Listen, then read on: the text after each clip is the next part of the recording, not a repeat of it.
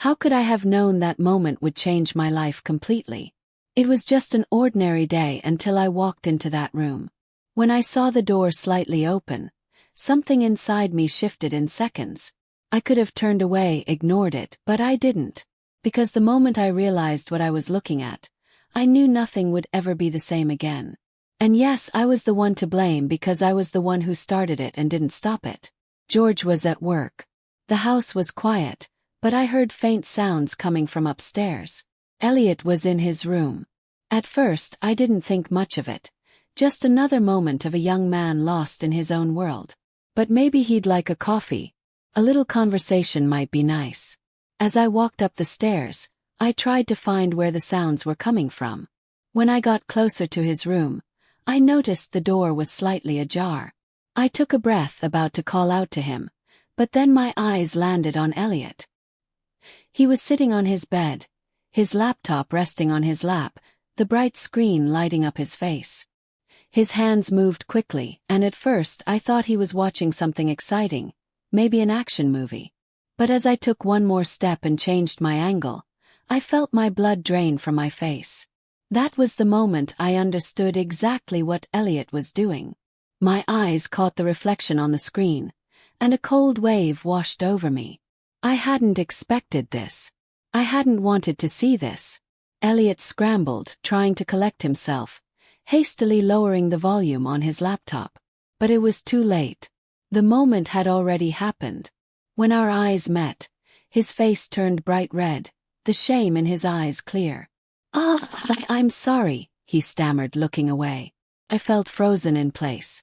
The door. I started, but I didn't know what I was trying to say. A strange warmth spread through me. I was embarrassed, yes, but my mind was also racing with thoughts I couldn't quite grasp. I quickly stepped out of the room, my heart pounding in my chest.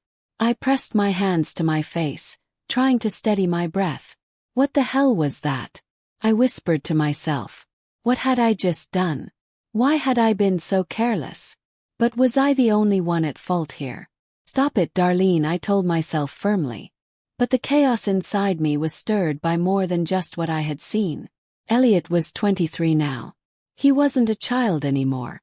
But I was also 47, a woman who had known her fair share of shame in life. I had never faced a situation like this before, but I knew exactly what shame felt like. I stood frozen in the hallway, my heart still racing. I ran my fingers through my hair, trying to pull myself together. When Elliot appeared at the doorway, he adjusted the collar of his shirt, cleared his throat, and kept his eyes turned away. Darlene, I'm sorry. I thought I had closed the door, Elliot said, his voice unsure but sincere. I quickly shook my head and looked away. No. Actually, I should be the one apologizing. I should have knocked before coming in, I said hurriedly, unsure of what else to say. There was silence. But this wasn't just any silence. We had lived in the same house for years, but this was the first time we looked at each other like this, the first time there was this kind of tension between us. I should head downstairs and start preparing something for dinner, I said quickly, turning toward the stairs. My voice was trembling, but I tried to keep it steady. Elliot said nothing. He just watched me, as if trying to piece something together in his mind. Before the big changes between Elliot and me started, don't forget to subscribe to my channel, turn on notifications, and listen to this story until the end. I promise everything is going to get really exciting. Until that evening, we didn't speak a word. No texts, no eye contact, not even small talk. But that silence whispered that things would never be the same again. At dinner, we sat at the same table, but we couldn't look at each other. The only sound was the clinking of silverware against our plates. We both knew we needed to talk to ease the tension, but how? That night passed, then the next day and the one after that. Everything seemed normal, but nothing really was. Our silence only made the invisible tension between us grow stronger. Then one afternoon, Elliot sat down next to me. I could see the hesitation in his eyes, but it was clear he wanted to fix things. Darlene, about the other day. I'm really embarrassed. Sorry. I didn't want things to be this way. Please, I don't want this to ruin things between us. he said nervously but sincerely. I took a deep breath. No matter how strange and unexpected this was, I needed to put him at ease. I smiled, shrugged slightly and said, "Oh, Elliot, believe me, I've had my fair share of embarrassing moments over the years." Then I shared a few of those moments with him. His smile relaxed a little, and he nodded as his embarrassment faded. At that moment, it seemed like the tension between us had lifted, but deep down I knew nothing had truly passed. Even though things seemed better, this conversation erased the boundaries between us. I could feel it. Things were about to go much, much further. Elliot let out a small chuckle, lowering his gaze to the table. "I guess we're even now," he said quietly. I frowned slightly and turned to him. "What do you mean?" I asked, curiosity creeping into my voice. For a second, his expression changed, like he realized he'd said something he couldn't take back. He rubbed the back of his neck, hesitating. But he had started, and now he had no choice but to continue. He took a deep breath, then looked away and muttered, "I've seen you. The same way. You just didn't know about it." Felt like electricity shot through my body. I froze for a moment.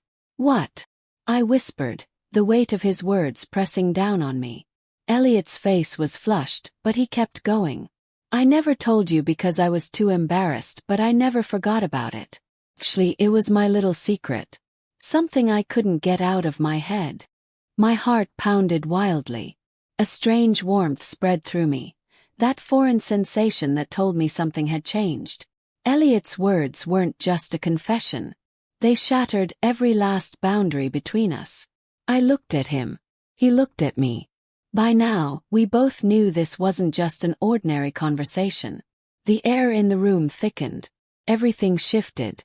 From that day on, everything changed. There had always been a distance between us before, an invisible boundary that kept us apart, but now it felt like that boundary had vanished completely. Without realizing it, I started spending much more time with Elliot. Small moments, seemingly insignificant conversations, but each one only fueled the tension between us. Now we even watched movies together. Before, we kept our distance, but now there was an unspoken pull between us, something we both felt but never admitted. Sometimes when Elliot rested his arm on the couch, when my hand brushed against his leg, or when our laughter intertwined, I felt something strange inside me.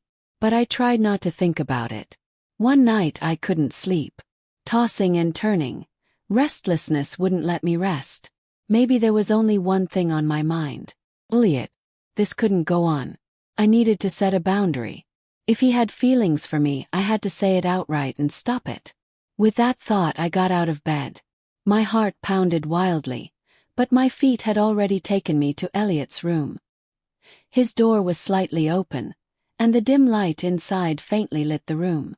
As I stepped inside, I saw him sleeping. But at that moment, my eyes weren't on him. They were fixed on something else. Something big. My breath caught. My body froze. Seeing him like that sent a storm raging inside me. I shouldn't have seen it. I should have turned around immediately. But I didn't. I stood there for a few seconds, trying to understand what I was feeling. Then I quickly pulled back. There was something inside me I couldn't suppress, but I had to ignore it. I returned to my room and lay down. But nothing was the same anymore. That night, I had no idea how much more complicated things would become. No matter what I did, I couldn't resist this growing closeness with Elliot.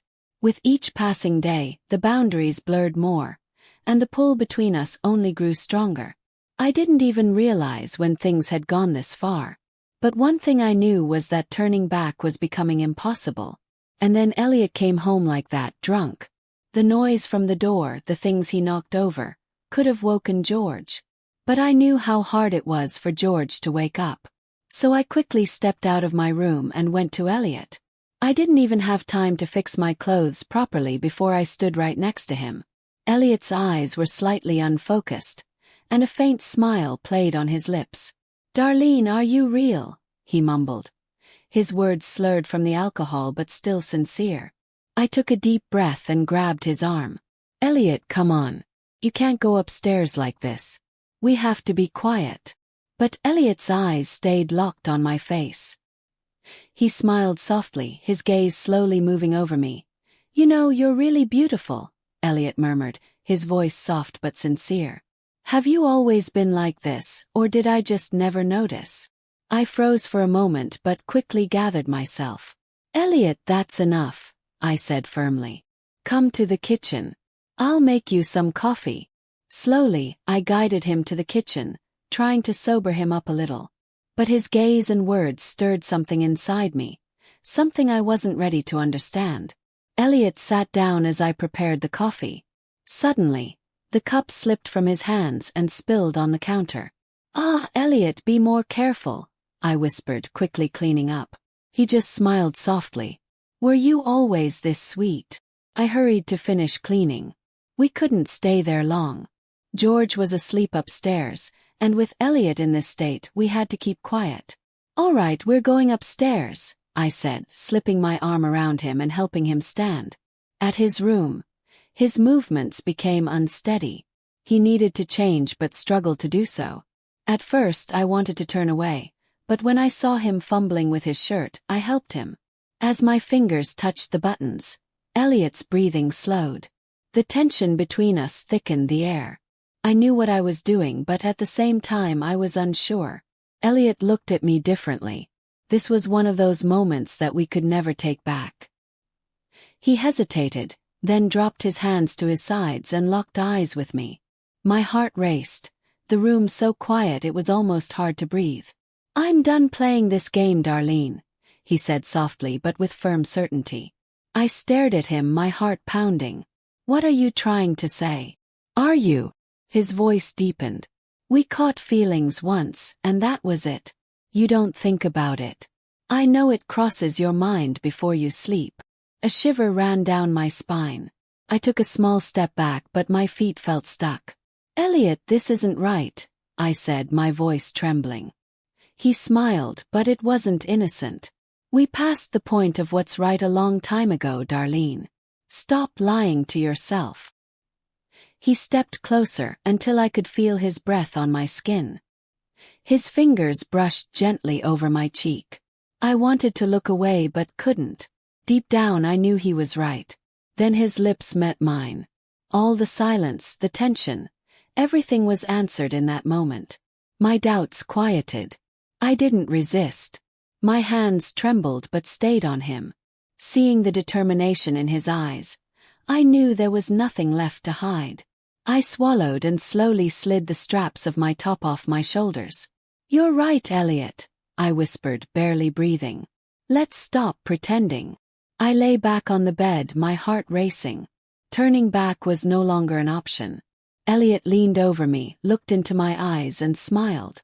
"Don't be afraid," he said softly. "Everything is okay." I looked away, a shiver running through me. Even if I couldn't admit it, I'd been waiting for this moment for a long time. Still the words slipped out. "Elliot, I'm a little scared," I said, my breath uneven. "Because of a few big things." He smiled, ignoring my fear like he liked it.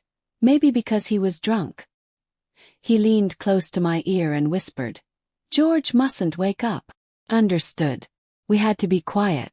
Something huge was stirring inside me, and I fought to keep silent. Elliot looked at me and said, "I know, Darlene. Everything's perfect. So are you." What did he know? Maybe he guessed, maybe he understood. I closed my eyes, gripping the sheets as my body trembled. Elliot was too drunk to care about anything else. The mix of excitement, desire, and fear overwhelmed me. I whispered, "Elliot, you're red. We have to hurry." He nodded but kept going. I had another wave of emotion, lost myself, closed my eyes and said, "Whatever you want, Elliot. Whatever you want." He let go completely and it was too much, the heat, the rush. Afterward, I laid him down in bed and covered him up. Then I locked the door. I wanted a quiet shower to calm down. I had no idea what had just happened or what was coming next. In the shower, I thought about it all but felt strangely calm. I got dressed, went to bed, and pretended nothing had changed. But the truth was, this was just the start, a rush of reckless desire. It wasn't simple, and it wouldn't stay that way. Bigger things were coming, and in the end, George would find out everything. This story isn't over yet. Make sure to follow and subscribe so you don't miss what happens next. Turn on notifications and leave a comment. It helps you stay one step ahead in these stories. Your support means everything. And if you've made it this far, thank you for listening.